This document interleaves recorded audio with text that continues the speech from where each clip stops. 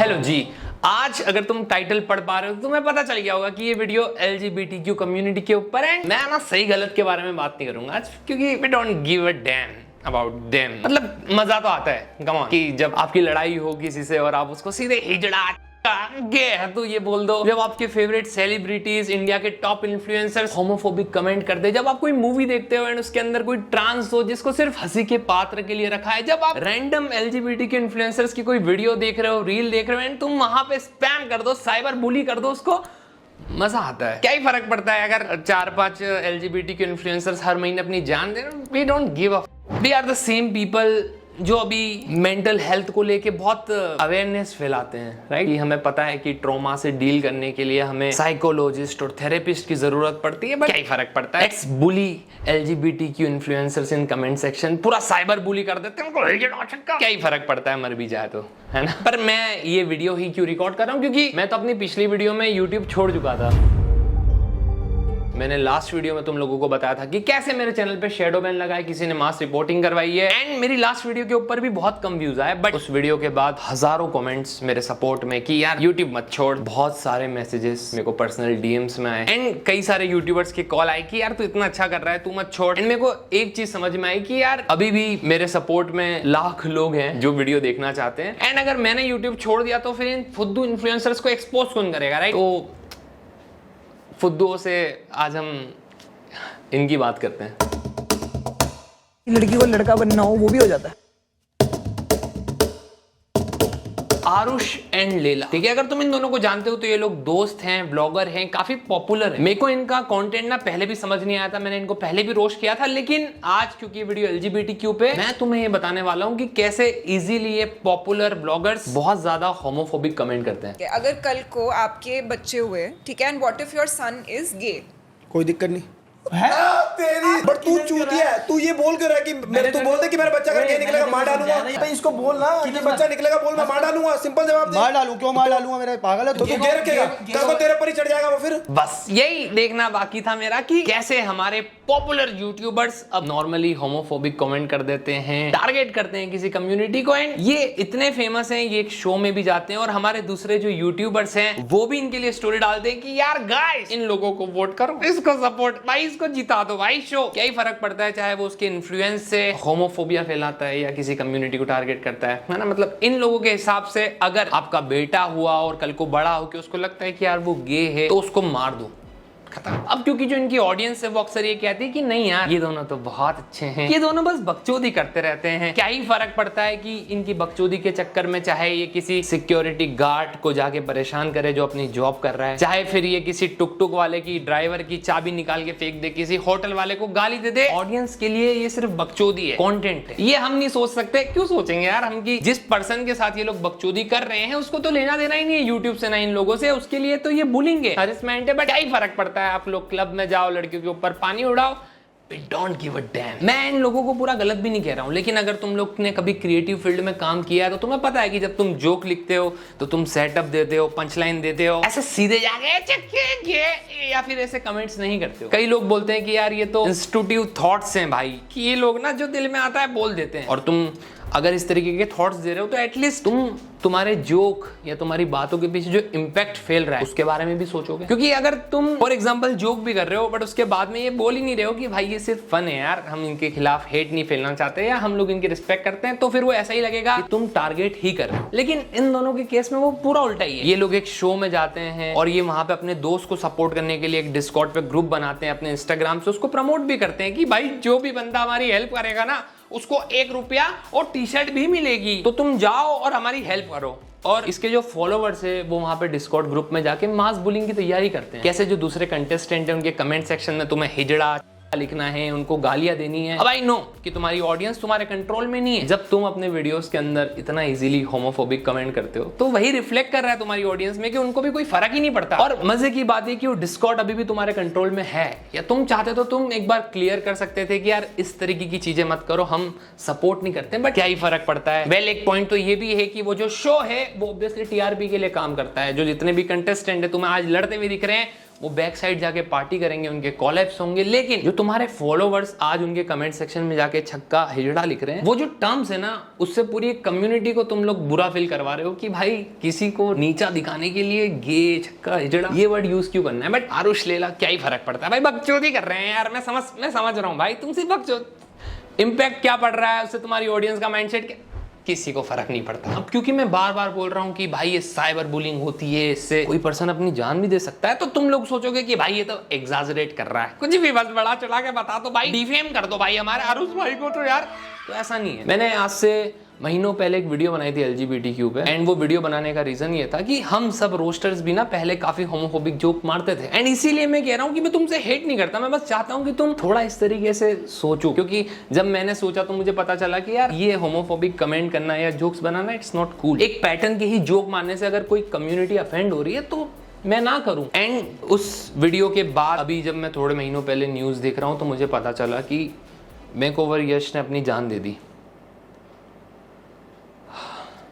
अब क्योंकि मैंने उसका कंटेंट बहुत पहले से देखा था, मुझे पता था कि जब कोई उसके कमेंट सेक्शन में उसको बुली करता था, उसको बुरा लगता था, वो उनको रिप्लाई भी करता था। लेकिन आई गेस एक पॉइंट उसकी लाइफ में ऐसा आया कि भाई दुनिया भी ऐसा कह रही है, घर वाले भी सपोर्ट नहीं कर रहे हैं, तो शायद वो छोड़ के चला गया सब। बट शर्म की बात ये है कि उसका जो कार्यक्रम था उस बीच उसकी आईडी से उसकी सिस्टर ने लाइव किया, म्यूट कर दिया आवाज को ताकि कोई ऑडियंस सुन ना पाए। बट उस वीडियो के अंदर पंडित जी, उसके पापा मम्मी सब हंस रहे हैं जैसे कि उनको कुछ फर्क ही नहीं पड़ा, एक लड़के ने अपनी जान दे दी तब भी। अब मैं तुम लोगों से कोई सिंपैथी एक्सपेक्ट नहीं कर रहा हूं, बट सिर्फ एक सेकंड के लिए सोचो कि इवन तुम्हें वो बंदा पसंद था, नहीं था, उसकी आइडियोलॉजी तुमसे डिफरेंट थी, जो भी, बट क्या कोई लड़का ये डिजर्व करता है कि भाई जस्ट बिकॉज की उसकी प्रेफरेंसेस अलग है तो उसके माँ बाप उसके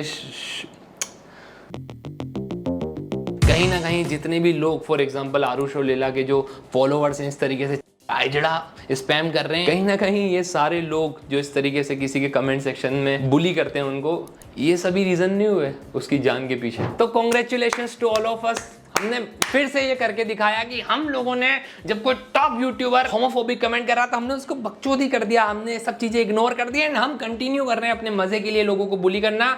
एंड एक और जान गई। और अगर तुम्हें लग रहा है कि भाई मेकओवर यश का एग्जांपल लेके नहीं है, मैं इंदौर रहता हूँ, यहाँ पे पास में एक उज्जैन सिटी है, ठीक है, सिटी ऑफ महाकाल, तुम लोगों को पता होगा। वहाँ पे एक लड़का 1-1.5 साल पहले प्रियांशु करके नाम था उसका, ठीक है, उसको क्रॉस ड्रेसिंग करता था वो, उसने क्रॉस ड्रेसिंग करके 2-3 वीडियो बनाया, उसके ऊपर भी इतना ज्यादा हेट्रेड आया, उसने भी अपनी जान दे दी थी और वो शायद 16-17 साल की। तो ऐसे एग्जाम्पल्स अगर तुम गूगल पे जाओगे और खुद से सर्च करना, तुम्हें हजारों लोग मिलेंगे एंड फिर तुम एक चीज देखोगे कि जो स्पैम करने वाले लोग हैं ना, ये कोई और नहीं है, ये टॉप इन्फ्लुएंसर्स की वो ऑडियंस ही है जो बहुत नॉर्मलाइज कर चुकी है कि क्या ही फर्क पड़ता है भाई साइबर बुली करने से। भाई ये LGBTQ इन्फ्लुएंसर्स है, इसके कमेंट सेक्शन में अगर हिजड़ा लिख के मैंने कॉमेडी नहीं कर दी भाई तो फिर क्या झाट ऑडियंस हूं मैं। ये सब चीजें अगर मुझे दिख रही है तो ऑब्वियसली आरुष और लीला को भी दिख रही है, दूसरे इन्फ्लुएंसर्स को भी दिख रही है, लेकिन अगर वो स्टिल इस चीज को लेके सेंसिटिवली नहीं सोचते हैं और वो कंटिन्यू ही करे जा रहे हैं और ये अपने इस नेचर को कह देते हैं हम तो जोक कर रहे थे जी, तो फिर बढ़िया बात है, हम अच्छा कर रहे हैं। अभी आरुष भोला एक रियलिटी शो में गए थे जहां पे अनन्या बांगड़ करके एक कंटेस्टेंट थी,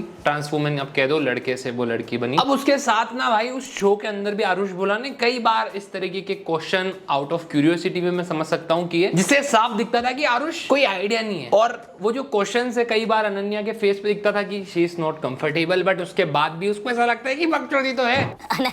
फनी तो वो लड़की तो है, डू इज मेक इसका फैक्ट्री रीसेट करते हैं आज। क्या नाम था तेरा? आहान। क्लियरली तुम लोग देख सकते हो कि अनन्या कंफर्टेबल नहीं, और ये मेरी ऑब्जर्वेशन नहीं है, कमेंट सेक्शन में कई सारे लोगों ने सेम चीज बोली है। इसके बाद कुछ और एपिसोड्स भी हैं जहाँ पे आरुष भोला अपनी क्यूरियोसिटी दिखाते हैं। लड़की से लड़का बनते वो प्रेग्नेंट भी हो सकते हैं। हैं? तो क्या बच्चा सुसु में निकलता है फिर? अरे नहीं यार आई थिंक वो चेंज वो नहीं हुआ होगा, सर्जरी नहीं हुई होगी, गधा।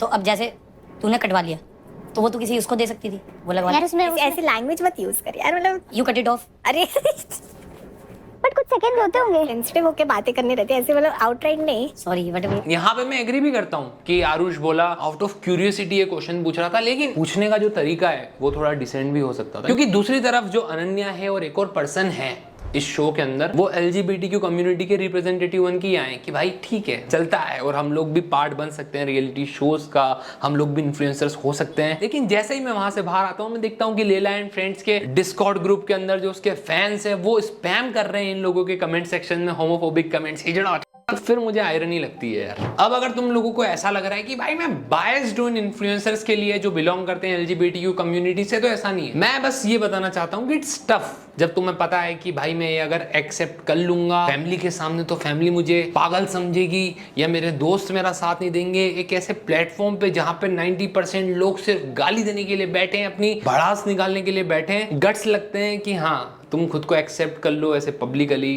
कि हाँ भाई मैं ये, और उस जगह में साथ हूं, मैं खिलाफ हूं होमोफोबिक्स कमेंट के कि इस तरीके से बुली करना या साइबर बुलिंग के मैं खिलाफ। लेकिन एट द सेम टाइम कई सारे एलजीबीटीक्यू इन्फ्लुएंसर्स मिल्क करते हैं अपनी नई आइडेंटिटी। उन लोगों का इंटेंशन ये नहीं रहता है कि हम अवेयरनेस फैलाएं, कुछ ऐसा कंटेंट बनाएं जो सोशल मीडिया पे पॉजिटिविटी फैलाएं, नहीं। उन लोगों को मजा आता है कि भाई ये मेरी नई आइडेंटिटी जिसको लेके लोग ऑलरेडी क्यूरियस हैं, ये एंगेजमेंट बढ़ा रहे हैं, तो क्यों ना मैं इससे प्रॉफिट कमाऊं। और इसमें सबसे बड़ा नाम है Anish Bhagat. He is one of the most famous LGBTQ influencer और इंटरनेट। अभी के टाइम पे इसके मिलियंस में फॉलोवर्स हैं। पहले इसने ऑब्वियसली एलजीबीटीक्यू कम्युनिटी के अराउंड ही वीडियो बनाया, जो लोग हेट कर रहे हैं उनको रिप्लाई किया, इसने अपना साइट रखा। लेकिन लेटर ही रियलाइज्ड कि क्यों ना मैं इसको फुल टाइम कंटेंट बनाता हूं एंड मजे लेता हूं। इसने स्टार्ट कर दी fake scripted video. Craziest reel you'll see today. Remember Sina, the sugar daddy who hosted me in Dubai last year?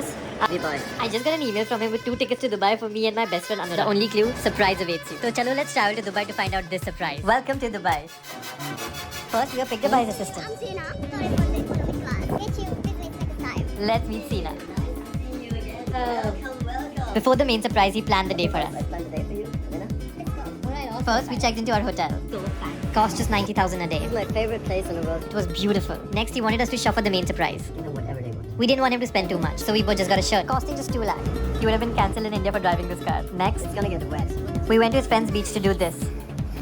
Riding it was so fun. देखो भाई, मेरे को तो ये शुगर डैडी शुगर मम्मी वाला कंसेप्ट ही नहीं पसंद कैजुअल वगैरह का। लेकिन मैंने जब इसकी वीडियो देखी या तुम लोग देखोगे, तुम्हें लगेगा कि सच में भाई कोई दुबई का शेख मिलेगा, इसको पैसा मिलेगा, इसको लेकिन YouTube पे एक टॉक शो है और वहां पे एक ऑडियंस ने उस शो के अंदर इसको एक्सपोज कर दिया।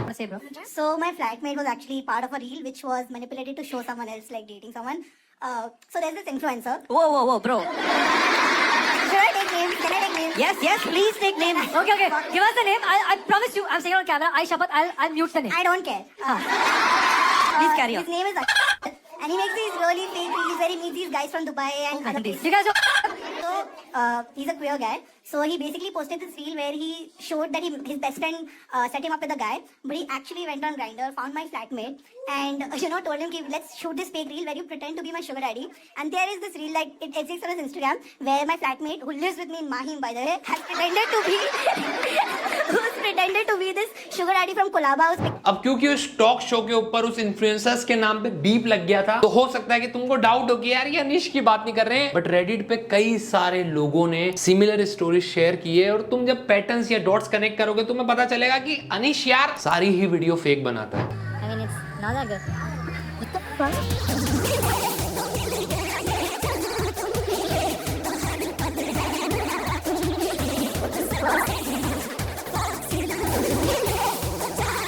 ऐसे ही जो अनीश है वो लोगों के इमोशंस को एक टूल की तरह यूज करता है। जब तुम उसकी वीडियो देखोगे तो तुम्हें लगेगा कितना प्यारा बंदा है, कितना केयरिंग है, मतलब एक होलसम वाली वाइब आती है इसकी वीडियो से। Proper set, piano, scripting, lighting, बढ़िया सा शूट, एडिट प्यारी सी क्यूट सी, लेकिन एंड में तुम्हें पता चलता है कि भाई ये तो scripted है यार। So I have a cousin who is close to him and she told me this video is fake just for views. No car was gifted, it was rented, and there are many deals like this. She also informed influencers are paid a lot. He is paid 2-3 lakhs per promotion and travel kits nearly. ये तो चलो छोड़ो। But main point ये कि अनीश भगत जो कि खुद को LGBTQ कम्युनिटी के प्राउडली मेंबर कहते हैं कि भैया हम तो सोशल मीडिया के थ्रू ना ऐसे चेंज करना, दिखाना चाहा कि हम तो कितना बढ़िया हो, लेकिन दूसरी तरफ एक प्लेटफॉर्म से एक बंदे को उठा के दुबई का शेख बना दिया, एक गरीब की वीडियो बना दी इमोशनली और उसको 200 रुपए दे दिए, लास्ट में कार दे दी भैया कि मैंने कार गिफ्ट कर दी, फिर पता चलता है कि कार दी नहीं थी। और मैं समझता हूं कि यार ये कंटेंट हो सकता है, ठीक है, ये स्किट्स वैसी बनती है, बट जब तुम लोगों को ये ट्रस्ट दिलाओ कि ये सब मैं रियल में कर रहा हूं, देखो मैं कितना काइंड हूं, लेकिन फिर उसकी रियलिटी ये है कि ना तुमने कार गिफ्ट करी है ना वो दुबई का शेख था, बस तुमने लोगों के इमोशंस को यूज किया। जमाने भर के उसके खिलाफ एविडेंस तुम लोगों को रेडिट की पोस्ट में इजीली मिल जाएंगे। अनीश जैसे लोग रोज ये सोचते हैं कि हम कैसे लोगों को इमोशनली मैनिपुलेट करें। इसके कमेंट्स हमेशा ये रहते हैं, यू आर अ गुड गे। तो ये इसको एक ट्रिक पता चली कि अगर जो होमोफोबिक लोग भी हैं या दूसरे लोग जो हेट्रेड देते हैं, अगर मैंने ऐसा होलसम कंटेंट बना दिया तो इनको चूतिया बना दिया, तो इनको कैसे पता चलेगा। फॉर एग्जाम्पल गणेश चतुर्थी पे बड़े भाई एक एबंडेंट आदमी को, जिसकी फैमिली ने उसको निकाल दिया है, वो अकेला रहता है, उसकी मदद करते हैं। My 75-year-old friend has invited me for Ganpati. मैं 75 years old है गणपति, एक चमाड़ मारूंगा ना। साथ में गन्नू को लाते, हो सके तो आ जाओ ना मेरे पास। So chalo, let's go to Pune and meet Mohit ji. I always take his rickshaw when I'm in Pune. पूरी रात नहीं सोया। Mohit ji has been living alone for the past 10 years as he was abandoned. रुकेगा नहीं एक दिन के लिए? हाँ, तेरे लिए पूरा सजा के रखा हूँ। The entire room was decorated with every. यहाँ पर तस्बीह लटकी हुई है, सामने अल्लाह का फ्रेम है, और इस बंदे का नाम मोहित हो गया। Everything I might need, and also got me a kurta. कोई गिफ्ट नहीं चाहिए, खाली मेरा बेटा बन के। Let's start the day. First, we clean his rickshaw together, professor था 35 साल के लिए। and now he drives rickshaw for a living. काम कोई छोटा बड़ा नहीं होता। It was now time to get Gannu home. Even though Mohit ji was abandoned and lived alone, he greeted everybody with the biggest smile. Next, we made modak, and अब इस समोसे की स्टोरी टेलिंग देखो। Uncle जी को बना दिया इसने मोहित। Uncle जी रहते हैं पुणे कल्याणी नगर में। His name is Mushtaq Bamani and he is married and he lives with his wife. Uncle की एक बेटी भी है जो शादीशुदा है, जिनके 2 बच्चे हैं, वो भी आसपास ही रहती है। उनका एक बेटा भी है शाहरुख, वो भी उनके साथ ही रहता है। इस चालाक बंदा और बंदी के मिश्रण जैसे इंसान ने अंकल को 3,500 रुपए देकर अंकल के साथ रील की डील कर ली। अब इतना बड़ा कैमरा देखकर, इतनी सारी वायरल वीडियोस देखकर लोग कंफ्यूज हो जाते हैं कि उनके साथ कोई फायदे का सौदा हो रहा है या फिर स्कैम। अब हो गया ना अंकल के साथ scam. A few moments later. I'm finally getting engaged. Most of you have seen me explore my sexuality on the internet. And I've mostly been attracted to men until I met Francesca in Italy. We've been seeing each other for the past 1 year. Sometimes you're just attracted to the person, not the gender. And I've called her from Italy to plan a surprise for her. My nanny never wanted me to date someone of another religion, but this is still better than getting a guy home. So I guess she was okay. Next, I wanted to introduce her to my religion. Francesca always gave me time to explore my sexuality, and she patiently waited for me. Here's the big news. I called her to India to finally ask her this. I'm proposing to her after a year of dating. Thank you for being by my side, even if I didn't show you to the world. Will you marry me? Yes. Oh my God. She said yes. Exactly तुम्हारी तरह इसके खुद के followers भी confuse हैं कि ये क्या है। अब अनीश भाई इस पे एक्सक्यूज देते हैं कि आप इंसान से अट्रैक्ट होते हो, उसके जेंडर से नहीं।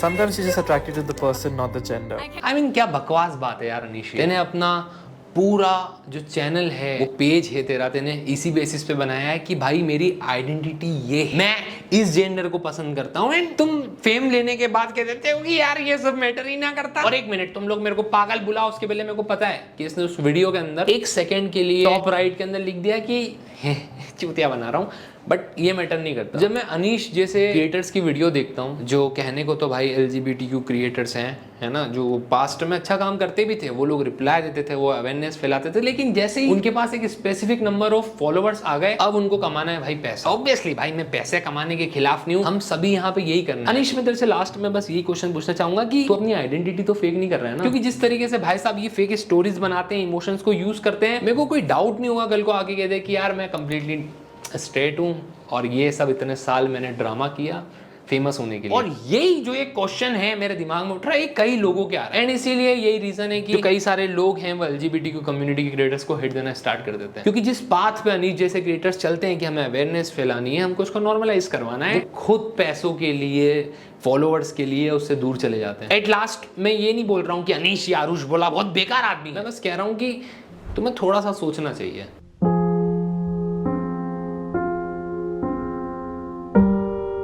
ऑब्वियसली मैं कोई जज नहीं हूं, बट मैं विटनेस हूं। मैंने देखा है कि कितना इजीली LGBTQ के लोगों को लोग एबनॉर्मल या पागल बोल देते हैं। बड़े बड़े इन्फ्लुएंसर्स वो बहुत इजीली बोल देते हैं कि अगर हमारा बेटा बड़ा हो के गे हो गया तो हम मार देंगे, as if life and death एक डिसीजन, एक जोक है, और उस चीज को हम एज अ जोक ट्रीट करते हैं, ये जानने के बाद कि कितने सारे LGBTQ के मेंबर सिर्फ सड़कों पे स्ट्रगल नहीं करते, वो अपने घर में भी वॉक ऑफ शेम जी रहे हैं। जिस देश के अंदर 2018 में सेक्शन 377 को रिमूव कर दिया, इन लोगों की एक लीगल विक्ट्री हो गई कि ठीक है ये आइडेंटिटी है, उसके बाद भी 2025 तक हम लोगों को हिजड़ा, गे, छक्का ये वर्ड पंचलाइन की तरह यूज करना है, किसी को बुली करने के लिए यूज करना है। मजे की बात कि जो क्रिएटर्स बड़े बड़े अपने कैप्शन में लिखते हैं सपोर्ट LGBTQ, वो भी फेक स्टोरी क्रिएट करेंगे, गरीबों को यूज करेंगे एज इफ सिंपैथी इनका कंटेंट है भाई। टीवी शोज, मूवीज, अक्सर वहां पे जो ट्रांस कैरेक्टर रहते हैं उनको मजे के लिए यूज करते हैं, किसका मजाक उड़ाओ, इनको डिग्रेड करो, और लोग हंसते हैं। मैं बस ये पूछना चाहता हूं कि क्या हम अभी भी इतने इनसिक्योर हैं, इतने वीक हैं कि हम खुद को सेटिस्फाई करने के लिए कि भाई मजा आना चाहिए, किसी पर्सन की आइडेंटिटी पे क्वेश्चन उठाएं, उसकी आइडेंटिटी का मजाक उड़ा दें, उसके ऊपर जोक्स बनाएं, उनके टर्म्स को एज अ गाली यूज करें। इस नोट और इस क्वेश्चन के साथ इस वीडियो को एंड करते हैं। आई होप तुम लोगों को वीडियो समझ में आई हो तो तुम लोग शेयर कर सकते हो दूसरे प्लेटफॉर्म्स पे, और हाँ कमेंट जरूर करना, लाइक जरूर करना, और इस तरीके के कंटेंट के लिए तुम सब्सक्राइब कर सकते हो।